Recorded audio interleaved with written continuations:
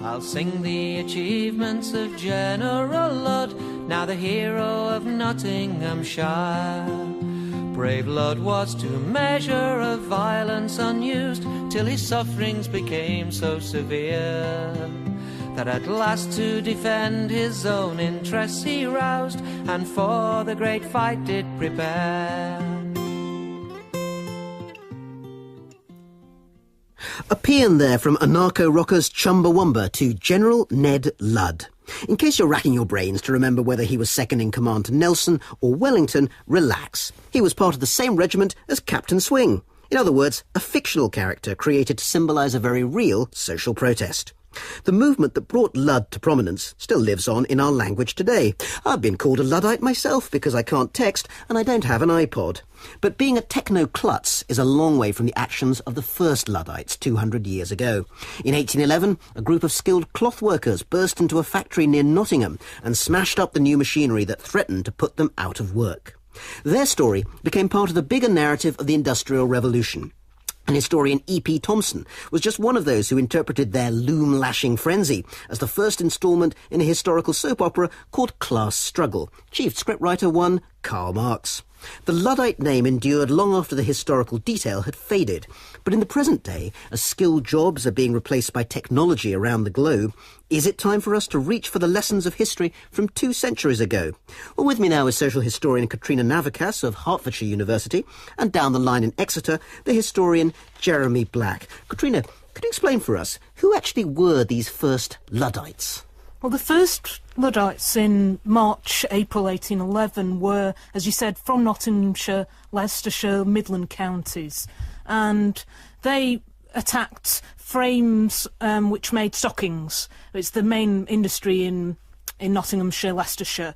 So they were aggrieved at the fact that these new frames were producing cheap stockings, which were taking away their skill, taking away their independence. So there was a big push in the spring of 1811. So I guess it's the 200th anniversary of it this year. And what did they think that smashing the machines would achieve? I mean, I can quite see why it'd be an outburst of frustration and rage, but would they not have just thought that someone else would bring in some new machines fairly soon afterward? These machines are quite costly, actually, especially the power looms that we see in Lancashire and the northwest, which take up a large amount of space. So these are attacks on property, they're attacks on the livelihoods of the manufacturers. And what they were protesting against wasn't just the machines themselves, but the whole system that they represented, which was that these manufacturers were becoming much more enamoured by Adam Smith and free market economics. And these machines represented the taking away of their independence and their skill and leaving things to the market, the invisible hand. So this isn't just opposing technology because they're resisting change. They're resisting a particular type of change, which they see is taking away their skill. And Jeremy, it's not just a story of social history and class struggle, is it? It's also a story that has to be understood against the background of England at war. Yes, in 1811, Britain is isolated against Napoleon, and the war against France has in fact helped to precipitate social strain in Britain, which is one of the background factors for Labour discontent. But it also reminds us, I mean, you look at the response of the state, which was eventually to deploy over 12,000 troops. That was because that this was a major threat to Britain at a time when it was in desperate problems.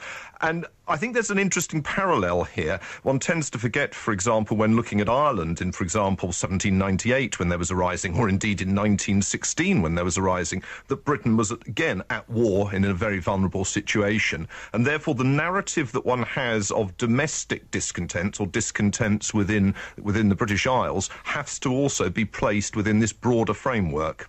And, of course, a lot of the magistrates who were putting down this disorder, remember we don't have a police force at this time, a lot of the magistrates had served in Ireland in 1798 to put down the Irishmen.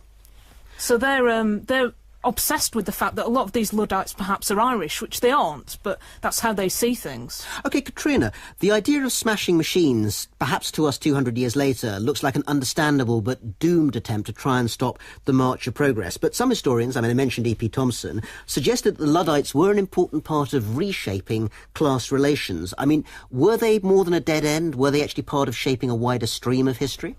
They're certainly part of the wider trade union development in this period. So trade unions are made illegal in 1799. They're not made legal until 1825. But trade unions develop in different ways. So this is just one strategy across various ranges of tactics that workers use to defend their interests. And Jeremy, would you agree that this isn't just a historical dead end? It is actually an important part of the formation of a different way of understanding the working class in Britain? Yes. What is interesting, of course, and this goes back to programmes you've had on how we look at national history, is that for most people in Britain today, the kind of tradition as to how the working class developed, or a view of the working class developed, and how trade union organisation developed, which was so strong as an issue when people talked about national history in the 50s or the 60s or the 70s, is now really gone away. There are obviously specialists who know about it, but if you were to ask the average person, they wouldn't have the faintest idea who the Tolpuddle martyrs are, or indeed who probably the Chartists were.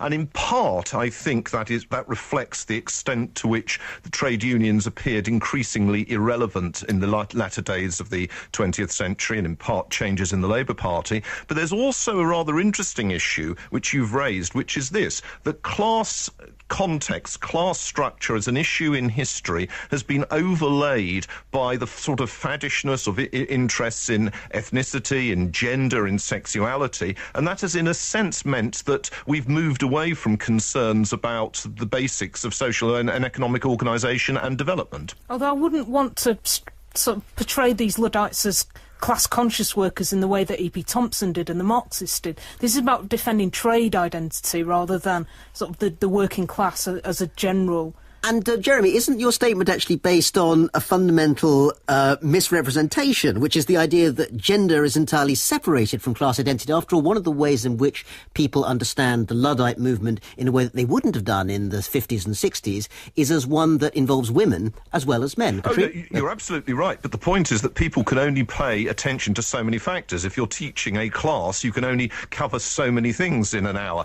And I think there is no doubt at all that although obviously people who talked about gender and sexuality and ethnicity argued that in fact it was perfectly compatible with pre-existing concerns about what they saw as social justice or social order or social identity, the fact was that in fact it did crowd out these other issues. As far as Katrina's concerned, I agree with her that class consciousness was not quite the same thing, and in fact I would make the same point today. Often when trade unions are militant today, the people who suffer most are in fact other workers, particularly other unskilled workers, and that in a sense links, I suppose, people like the Luddites with, I suppose, people like Bob Crow today. Well, the Luddites were part of the wider trade movement which was trying to defend skill against unskilled workers. So Rani's mentioned the women issue. Actually, most trade unions in this period are fighting against female labour because that would bring wages down. That's the whole part of Smithian economics, is that the manufacturers want women and children to work these machines. And that is actually not necessarily relevant today, is it? After all, it's often been said, not necessarily correctly, but it's been said that trade unions today tend to be more defensive of male manual labour than of female. And another interesting thing, I guess, about the Luddites, we don't really have this parallel today, is that they're cross-dressed. We have these General Ludd's wives. The most famous incident is in Stockport in 1812, where they're led by two men in women's clothing. So they're trying to subvert those gender roles, partly to make fun of them, but also to scare the manufacturers. You would find it quite scary if you were approached by two burly weavers in women's clothing. It's quite shocking. I should add that we don't know of any major trade union leaders in Britain today who are cross-dressing, or at least not ones that we can mention on air. But Jeremy, isn't that one of the ways in which the elements of, you were being slightly mocking, I have to say, about the idea of sexuality as part of the trade union story, but actually the understanding of gender roles in the way that Katrina's just said is actually a fascinating and little-known facet of this story. Oh, yes, I'm not being mocking. What I'm arguing is that whereas scholars working in the 50s would have given much more emphasis to economic structures, the emphasis on gender and other issues that subsequently came in helped to crowd it out. And indeed, look at what economic history has become. Economic history has largely moved away from a subject dealing with production and become a subject dealing with consumption, which lends itself to a more social history component. And I think the other point I'd like to make is this question of what has happened to the 19th century. I think that now we are in the 21st century, now that we're in a new millennium, the 19th century, particularly the early decades of the 19th century, an area before photographs, before film, obviously, to many students in particular, less so to the academics, but to many students is a really dead age. And whereas, E.P. Thompson, who has already been cited, might have been regarded as a major figure, may still be regarded by some scholars as a major figure, I have to tell you, for most young students, he's completely as with the dodo. And I'm not sure this is necessarily healthy, because although I certainly am not on the left and nobody's ever suggested I'm a Marxist, I do think it is important to discuss these issues about industrialisation, about why Britain became a major economic power and what consequences this had. And quite frankly, I think a lot of modern studies is very faddish and very concerned with socio-cultural issues which don't relate to these crucial and core economic and indeed political issues. Katrina, perhaps one of the best-known economic historians working today is Neil Ferguson, who's also very openly on the right wing of the field. Has economic history and has the history of industrial capitalism been given over to the right, while the left wing of history has taken on the issues of cultural identity?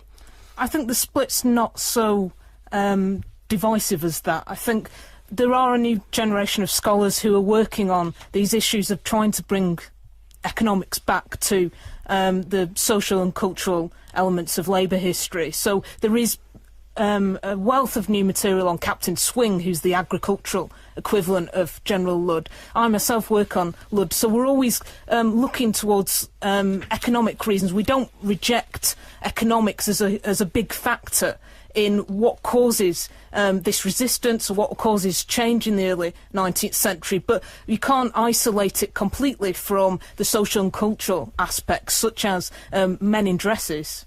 So perhaps the early 19th century still has something to tell us in our own age of economic turmoil. Jeremy Black and Katrina Navickas, thank you both very much indeed. Thank you. Indeed. Thank you.